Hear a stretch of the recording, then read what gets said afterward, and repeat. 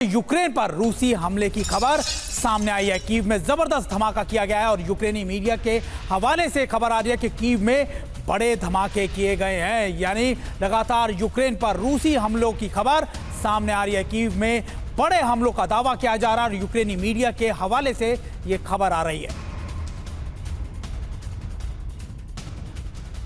और देखिए, इस बीच यूक्रेन के राष्ट्रपति ज़ेलेंस्की क्या कह रहे हैं, यह बहुत महत्वपूर्ण है। बड़ा बयान ज़ेलेंस्की का, अमेरिका हमें मजबूर नहीं कर सकता। बातचीत की टेबल पर बैठकर सुनने के लिए रूस की बातें हमें मजबूर नहीं किया जा सकता। हम एक स्वतंत्र देश हैं। यूक्रेनी रेडियो इंटरव्यू के दौरान प्रेसिडेंट ज़ेलेंस्की की तरफ से ये तमाम बातें कही गई हैं और अमेरिका के रुख पर सवाल उठाए गए।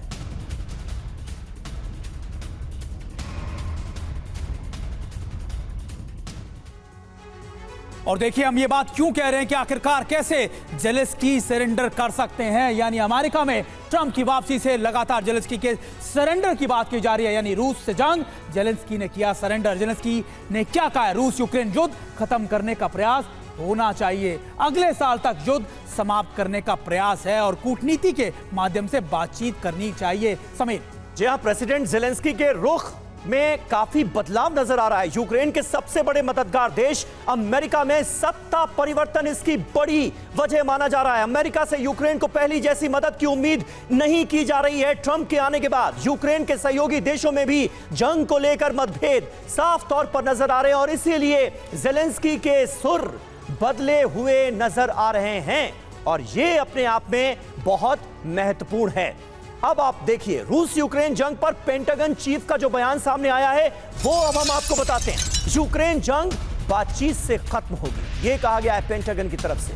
ऑस्ट्रेलिया में लॉयड ऑस्टिन का ये बड़ा बयान सामने आया है जिसमें वो ये कह रहे हैं कि यूक्रेन जंग बातचीत से ही खत्म होगी।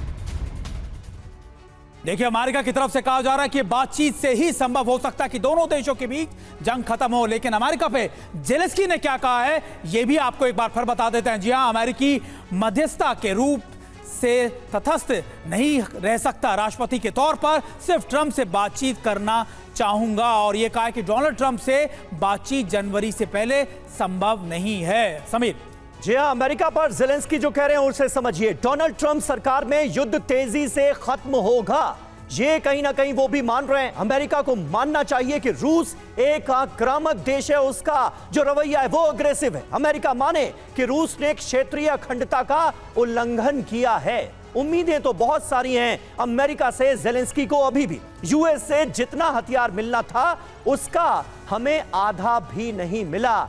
यानी एक तरह का शिकायती लहजा साफ तौर पर नजर आ रहा है प्रेसिडेंट ज़ेलेंस्की का। हमारे साथ तमाम खास मेहमान मौजूद हैं। मेजर जनरल वी के दत्ता साहब हमारे साथ मौजूद हैं, ब्रिगेडियर शरदेंदु हमारे साथ मौजूद हैं और एम्बेसडर महेश सचदेव सर भी हमारे साथ मौजूद हैं। शरदेंदु जी, किस तरह से आप देखते हैं, एक शिकायती लहजा तो साफ तौर पर नजर आ ही रहा है ज़ेलेंस्की का, लेकिन डोनाल्ड ट्रंप के अमेरिका का राष्ट्रपति बनने के बाद अमेरिका का रुख इस जंग को लेकर क्या होगा, किस तरह से यूक्रेन से अपने हाथ खींचने की कोशिश कर रहा है अमेरिका, इसकी भी एक साफ झलक उनके बयानों से हमें मिलती है।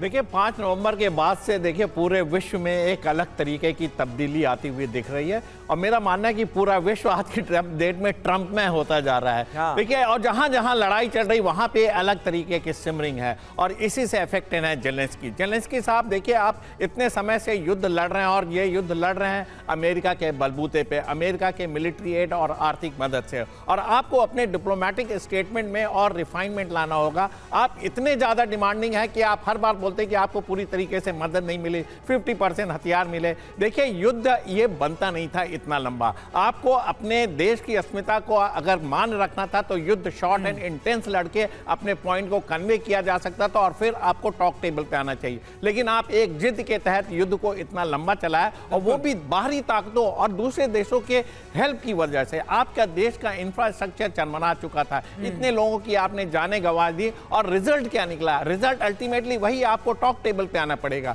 देखिए, कोई सत्ता में परिवर्तन और जिस तरीके से ट्रंप ने बातें की हैं कि वो युद्ध को आगे नहीं बढ़ाना चाहते, ये इनका इलेक्शनरी कैंपेन था। उन्होंने वादा किया था अमेरिकी नागरिकों से, लिहाजा उनको इस पे खरा उतरना पड़ेगा। ये उनकी क्रेडिबिलिटी की बात है। बिल्कुल, अमेरिका बिल्कुल। भी कहीं ना कहीं अफेक्टेड हो रहा था। तो जेलेंस्की साहब का इस तरीके का स्टेटमेंट मैं बड़ा इमेच्योर स्टेटमेंट मानता हूं, और साथ में ये कहता हूं कहीं ना कहीं आपने जियोपॉलिटिक्स को समझा नहीं, आपने ज्योग्राफी को निगेट किया। करदेंदु सर, बात तो यही कही जा रही है कि आखिरकार ये स्वर अब कैसे बदल गए। और वीके दत्ता सर, खासतौर पे अगर आप देखें जेलेंस्की जो बातें कह रहे हैं, जो चीजें कह रहे हैं, क्या ऐसा लगता है कि अमेरिका की मदद के बाद क्या वो युद्ध आगे चला पाएंगे? लगातार वो कह रहे हैं कि देखिए हम एक स्वतंत्र देश हैं, हम लगातार अपनी चीजों की सुरक्षा कर सकते हैं और ये हम पर डिपेंड करता है, लेकिन क्या अमेरिका की मदद के बिना वो ये युद्ध आगे बढ़ा पाएंगे? देखिए, ऐसा है कि अमेरिका और नेटो की मदद के बिना ये जंग शुरू ही नहीं हो सकती थी। और अगर आप पीछे चलें 3 साल पहले तकरीबन, जब ये जंग शुरू होने से पहले 3 डिमांड रखी थी रशिया ने, पुतिन साहब ने, कि साहब आप नेटो मत ज्वाइन करें, आप क्रीमिया को भूल जाएं, डोनबास लुहांस्क को आप आज़ादी दे दें, क्योंकि वो प्रो रशियन लोग हैं, वहाँ आज़ादी के लिए जंग लड़ रहे हैं, आप उनको आज़ाद कर दें तो हम आपके ऊपर कोई हमला नहीं करेंगे। लेकिन अमेरिका के कहने पे और नेटो की मदद के इंश्योरेंस के बाद ज़ेलेंस्की साहब नहीं माने और उन्होंने जंग शुरू करा दी रशिया के साथ, उनकी शर्तें नहीं मानी। तो रूस को अगर आप पूरी हिस्टोरिकल बैकग्राउंड देखें, जब वार्सो पैक्ट ख़त्म हो गया तो नेटो का होने का कोई मतलब नहीं था, लेकिन नेटो लगातार बढ़ता चला गया और जहाँ तक कि जितने पुराने रशिया के सोवियत यूनियन के जो हिस्से थे वो भी नेटो में मिल गए। तो रूस ने बोला कि जब मैं तुम्हारे ऊपर कोई हमले का प्लान नहीं कर रहा, मैं एक्सपैंड नहीं कर रहा, तो आप नेटो को क्यों बढ़ाते चले जा रहे हैं? आप क्यों नए नए मुल्कों को नेटो में जोड़ के अपने मिसाइल सिस्टम मेरे बॉर्डर पे लेके आ रहे हैं? मैं तो वो मैक्सिको में नहीं कर रहा, मैं क्यूबा में नहीं कर रहा, आप क्यों कर रहे हैं? बिल्कुल। तो इसके चलते ये जंग जो शुरू हो गई और अमेरिका ने शायद ही पूरी यूक्रेन को, और आज के दिन में जो असर हुआ है यूक्रेन का, यूक्रेन तबाह हो गया, इनका इंफ्रास्ट्रक्चर बर्बाद हो गया, इनकी हिस्टोरिकल बिल्डिंग्स बर्बाद हो गई, इनकी इकोनॉमी खत्म हो गई, इनके बिल्कुल सही बात है। यूक्रेन का क्या हाल हुआ है ये हम सबके सामने, और किस तरह से तमाम वेस्टर्न कंट्रीज ने मिलकर रूस की नाक में दम किया वो भी हमने देखा। लेकिन अब जंग के बीच पुतिन और जर्मन चांसलर ओलाफ शोल्ज में भी बातचीत हुई है। तो रूस और जर्मनी की ये नजदीकी क्या बता रही? दोनों के बीच टेलीफोन पर बातचीत हुई है।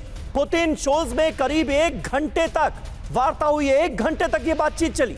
जंग को लेकर रूस बातचीत के लिए तैयार है, ये कहा है पुतिन ने। यूक्रेन जंग समेत कई मुद्दों पर लंबी चर्चा हुई है रूस और जर्मनी के दोनों नेताओं के बीच।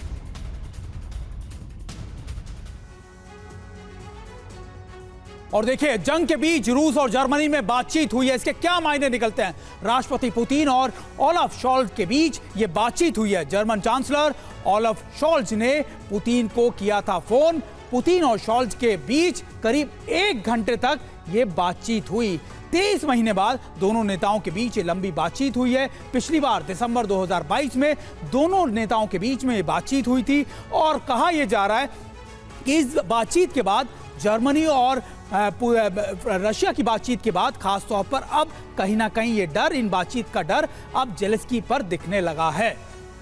जी हाँ, बिल्कुल सुमित, और ये बातचीत अपने आप में कई मायने में अहम मानी जा रही है। एम्बेसडर सचदेव, किस तरह से आप देखते हैं रूस और जर्मनी के बीच हुई ये वार्ता आने वाले वक्त में क्या गुल खिलाएगी? कोई सलूशन निकलेगा क्या? और डोनाल्ड ट्रंप के आने के बाद कहा यह जा रहा है कि बहुत कुछ बदलने जा रहा है रूस यूक्रेन के इस वॉर फ्रंट पर, इसके आसार नजर आते हैं क्या? 2 वजह से इसके बारे में आशा की जा सकती है। एक तो जर्मनी में अगले 2 महीनों के अंदर अंदर चुनाव होने वाले हैं और ओलाफ शोल्ज की पार्टी पिछड़ रही है, क्योंकि आर्थिक व्यवस्था, आर्थिक शक्ति जर्मनी की, जो कि यूरोप की सबसे बड़ी इकोनॉमी है, वो कमज़ोर पड़ती जा रही है। इसका एक बड़ा कारण है एनर्जी सप्लाई में खलल। रूस से जो पाइप से गैस आया करती थी वो यूक्रेन वॉर के बाद बंद हो गई है। यूरो स्ट्रीम 1 और 2 में विस्फोट के बाद उसके भी मतलब पत्ता कट गया है। अब इन सब का जर्मनी के उद्योगों पर बुरा असर हुआ है, क्योंकि एनर्जी के दाम बढ़ने से उनकी कॉम्पिटिटिवनेस कम हो गई है और एक्सपोर्ट बेस्ड इकोनॉमी है जर्मनी की, वो पिछड़ रही है। बिल्कुल। तो इसके लिए अगर युद्ध ख़त्म होता है तो ये नेगेटिव साइकिल जो है ये पॉजिटिव साइकिल में बदला जा सकता है। बिल्कुल सर, देखिए कहा तो यही जा रहा है कि इस बातचीत के बाद कई चीजें बदल गई, लेकिन सबसे बड़ा सवाल ये कि क्या ट्रंप युद्ध रुकवाने का प्लान एक्टिव कर दिया है। सबसे बड़ी बात ये इसलिए कही जा रही है क्योंकि 10 नवंबर को डोनाल्ड ट्रंप ने जर्मन चांसलर ओलाफ शॉल्ज से बात की थी। ट्रंप से बातचीत के बाद शॉल्ज हैरान थे यूक्रेन के हालात पर। बातचीत के बाद शॉल्ज ने कहा था कि ट्रंप की जैसी छवि है वे उससे बहुत अलग हैं, और शॉल्ज बातचीत की ज्यादा जानकारी सार्वजनिक नहीं की थी। लेकिन 5 दिन बाद 15 नवंबर को ओलाफ शॉल्ज और व्लादिमीर पुतिन के बीच बातचीत हुई समेत। जी हाँ, स्थायी शांति के लिए समझौते पर दोनों नेताओं में चर्चा हुई है। 2 साल में पहली बार दोनों नेताओं में यह बातचीत हुई है। इस घटनाक्रम के बाद ज़ेलेंस्की का डर भी सामने आया है, क्योंकि यूक्रेनी राष्ट्रपति कह रहे हैं कि ट्रंप के शासन में जल्द युद्ध खत्म हो सकता है, जिससे साफ है कि ज़ेलेंस्की का सरेंडर वाला जो डर है वो भी साफ तौर पर बढ़ता नजर आ रहा है। यानी आने वाले वक्त में क्या होने जा रहा है इसका एहसास बहुत हद तक ज़ेलेंस्की को है। बिल्कुल, देखिए इसी बीच एक बड़ी खबर भी अपने दर्शकों को बता दें कि पुतिन और शॉल्ज की बातचीत के बाद ज़ेलेंस्की नाराज हैं। दोनों के बीच बातचीत पर ज़ेलेंस्की ने जताई है अपनी आपत्ति, और शॉल्ज के फोन ने पेंडोरा बॉक्स खोल दिया है, ज़ेलेंस्की ने कहा है। और देखिए जो रूस चाहता था उसे दे दिया है। ज़ेलेंस्की ने कहा है कि ना सिर्फ देखिए पेंडोरा बॉक्स खोल दिया गया है, बल्कि जो रूस चाहता था वही जर्मनी ने किया है, और बेहद नाराज नजर आ रहे हैं ज़ेलेंस्की। और आइए अब आपको दिखाते हैं कि जर्मनी और रूस की बातचीत से आखिर ज़ेलेंस्की इस कदर भड़के हुए क्यों हैं। जर्मन चांसलर और पुतिन की बातचीत से ज़ेलेंस्की नाराज है। रूसी राष्ट्रपति को अलग थलग करने की कोशिश फेल होती हुई अपनी आंखों के सामने देख रहे हैं। रूसी राष्ट्रपति पुतिन लंबे वक्त से ऐसा करना चाहते थे। ओलाफ पुतिन में क्या बातचीत हुई है, यह अहम सवाल है। यूक्रेन से रूसी सैनिकों को बुलाने की अपील की गई है। यूक्रेन सरकार से बातचीत शुरू करने की अपील की गई है। बातचीत से न्यायपूर्ण और स्थायी शांति आएगी, यह कहा गया है। और देखिए ऑल फॉर पुतिन की बातचीत क्यों की गई है ये भी आपको बताते हैं कि जर्मनी में मिड टर्म इलेक्शन की तैयारियां हो रही है। ट्रंप के राष्ट्रपति बनने के बाद समीकरण बदल गए हैं पूरी तरीके से, और ट्रंप और रूस यूक्रेन युद्ध खत्म कराने के पक्ष में है। जहां ज़ेलेंस्की पर सरेंडर का खतरा ऐसे में मंडरा रहा है, यह हम ऐसे ही नहीं कर रहे। जो कुछ भी हो रहा है उससे 10 बड़े संकेत मिल रहे हैं। ये संकेत कौन कौन से हैं जिससे यह लग रहा है कि आने वाले वक्त में यूक्रेन के लिए खतरा बढ़ गया है, ज़ेलेंस्की सरेंडर कर सकते हैं। पहला, डोनाल्ड ट्रंप लगातार युद्ध खत्म करने की वकालत करते आए, खुलकर उन्होंने इसका इजहार किया। दूसरा, बिना फ्रंट पर आए ट्रंप ने सहयोगी देशों को ऐसा लग रहा है कि एक्टिव कर दिया है, उसका नतीजा है यह बातचीत भी। तीसरा, ज़ेलेंस्की को अमेरिकी मदद मिलने की संभावना कम होती जा रही है। ट्रंप के राष्ट्रपति बनने के बाद यह मुमकिन नहीं होगा। दूसरे, नाटो सहयोगी भी युद्ध खत्म करने की मांग कर रहे हैं। पांचवा, जर्मनी के चांसलर ने 2 साल बाद पहल करके व्लादिमीर पुतिन से बात की है, फोन पर यह वार्ता हुई। छठा, ओलाफ ने पुतिन से कहा यूक्रेन से बात कर युद्ध खत्म कराया जाए। सातवां, कनाडा ने भी पुतिन और ओलाफ शोल्ज की बातचीत का स्वागत किया है। वेस्टर्न कंट्रीज का रुख आप देखिए कैसे बदलता हुआ अब हम देख रहे हैं। आठवां, ज़ेलेंस्की ने भी पहली बार युद्ध खत्म करने की बात कही है, अब तक वो ऐसी बातें नहीं कर रहे थे। नवां, ज़ेलेंस्की ने कहा कूटनीतिक बातचीत से रास्ता निकलना चाहिए। 10वां संकेत, ज़ेलेंस्की ने कहा वादे के मुताबिक हथियार नहीं मिल रहे हैं। ऐसे में सबसे बड़ा सवाल यही खड़ा होता है कि आखिर इतने दिनों की, इतने सालों, इतने महीनों की जंग से हासिल क्या हुआ ब्रिगेडियर शरदेंदु? जब बातचीत के टेबल पर ही बैठना था तो यही काम पहले कर लेते, इतनी तबाही नहीं होती, इतनी बर्बादी नहीं होती। देखिए यही सवाल पूरे मुल्क के, पूरे विश्व की जनता पूछ रही है, इसीलिए उनके सियासतदार भी अब ये भाषा बोलने लगे। जब बाइडेन की सरकार थी तब ऐसी बातें नहीं हो रही थी। ट्रंप ने इसकी शुरुआत की कि लड़ाई खत्म होनी चाहिए और मेरे शासनकाल में ये लड़ाई होती ही नहीं। अगर इसके सूत्रधार पावर में आ जाते हैं और इस तरीके का सेंटिमेंट पूरे वर्ल्ड में है, तो नेचुरली सारे के सारे देश और जहां इलेक्शन होने जा रहे हैं, जिसमें जर्मनी और कनाडा शामिल है, और दोनों के देश के जो राष्ट्राध्यक्ष हैं उन्होंने अपना जनमत कुछ लार्ज एक्सटेंट तक खोया है, तो अब वो पीस की बात कर रहे हैं, जनमत को अपने फेवर में लाने की बात कर रहे हैं। और ये कॉल है, कॉल ऑफ द टाइम है कि आप युद्ध विराम के लिए जाइए, क्योंकि बहुत दिनों से युद्ध चल रहा है और इसका सोल्यूशन निकला नहीं। शॉर्ट एंड स्विफ्ट ऑपरेशन से, कुछ ऑपरेशन के मदद से आपको टॉक टेबल पे लाना चाहिए, लेकिन ऐसा हुआ नहीं। लेकिन बिल्कुल टू लेट, अभी भी आप डायलॉग से कर सकते हैं, क्योंकि ये समस्या का बिल्कुल सर, बिल्कुल। देखिए, कहा यही जा रहा है कि इस पूरी जीत के बाद, डोनाल्ड ट्रंप की जीत के बाद कई युद्ध रुकेंगे, कई समीकरण बदलेंगे। और इस खास पेशकश में इतना ही। हमारे तमाम गेस्टों का बहुत बहुत शुक्रिया